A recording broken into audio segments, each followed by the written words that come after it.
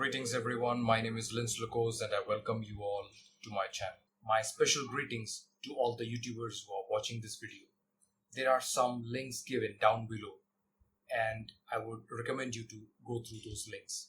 There are some gadgets that will be very helpful for your YouTube channel. My best wishes for your journey ahead.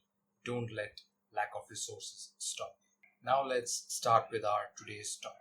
For today's session, we will be working on to a topic, and the name of the topic is the Constitution and Need for Laws. In this topic, we'll be working on to 5 points, and those 5 points are there on your screen. The first point is importance of our Constitution. The second one, why laws are necessary. Third, laws and dissent. Fourth, anti-liquor agitation. And the fifth point, rule of law. Now let's go on to a little introduction onto the word Constitution. If you look at your screen, the blue shaded area, it says the basic principle and law of a nation, state, or social group that determine the powers and duties of the government and guarantee certain rights to the people in it. Now, according to this definition, it says it is a basic principle and law. These two things it is saying, it is a basic principle and the basic law. Of what? It is a basic principle and law of a nation. You can say a country or a state or a social group. And what does it do? It determines the power and duties of the government. That what a government can do, what all are the duties of a government. And there is one more thing that it guarantees the certain right of the people who live in it. In easy words, we can also say that Constitution is a written law of the land. And it also tells us how the governance is to be carried out. These are the two things that a Constitution tells us. By now we know what is Constitution and what it does. The next thing that we have to look onto is that how it came. If you look onto your screen, it says that Constitution of India was prepared by the Constituent Assembly. It was prepared by them. It came to effect on 26 January 1950. It also provides the framework that how things are to be done in a democratic nation. It provides a guiding framework that how a democratic nation should function. Now let's go on to our first point, and that is importance of Constitution. Why Constitution is important? Constitution is important for following reasons, and they are as follows. I'll explain this point with a small example. Just imagine one day you wake up and you go to the road and you see that everyone is going in different directions. Like generally we all go on to the left side, but now everyone is just going left and right. Where they should not go, they are going that way, and there is too much of chaos. All these confusions can be avoided if there is a certain rule, and which is that everyone on the road will move onto the left side. The traffic will go onto the left side and will not go onto the right side. These rules are equal to everyone, though maybe a leader or a normal common person. They all follow this rule. Our Constitution provides valuable information regarding the structure and the duties and responsibilities of a government. It protects the people from injustice of a state by imposing limitations on the government. Our Constitution lays certain principles that helps in the decision making of the country. Now we'll go on to our next point, and that is why laws are necessary. Laws are necessary for many reasons. The first one is that it keeps things in order. It tells what to do, what not to do. Another reason that the law is necessary is that it stops social evil.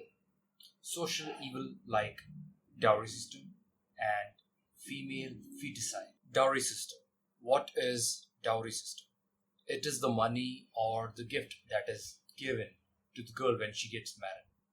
It is very common in India, and unfortunately, the demand of this dowry has reached to a level that it often leads to the suicide of a girl or the killing of the girl. Because of this dowry, the girls are considered as the financial burden of the family.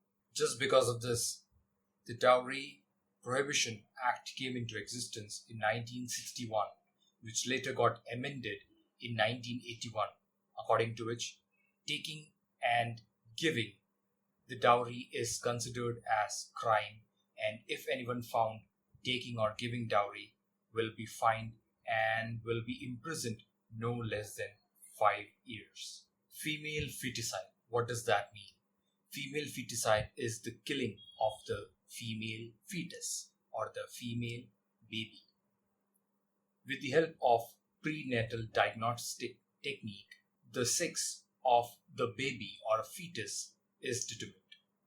Later, the parents abort the child, because of which Regulation and Prevention of Misuse (PNDT) Act came into existence in 1994, which came into effect in 1st January 1996, under which on 29th March 2006, the first ever convict was sentenced to 2 years of imprisonment along with 5,000 rupees penalty by the Subdivision Judicial Magistrate of Palwal Town in Faridabad district. Now let's go on to our next point, and that is law and dissent. What is law? We all know that law is a set of rules, and our constitution gives or bestows certain powers, specific powers to certain organization. Each organization will abide by those set of rules and will not act out of it. The next word is dissent. What does the word dissent means? Dissent means the refusal or disobeying of the law. Now let's go on to our next point, and that is anti-liquor agitation. This is another social evil that has ruined many lives. Many people waste their hard-earned money and put the economic burden on the women. It is the major cause of wife beating and domestic violence, which has destroyed many lives and brought many families to the road. According to Article 47, the Constitution of India says to the state to make effort to prevent the consumption of liquor and any other drugs, because law alone cannot curb social evil.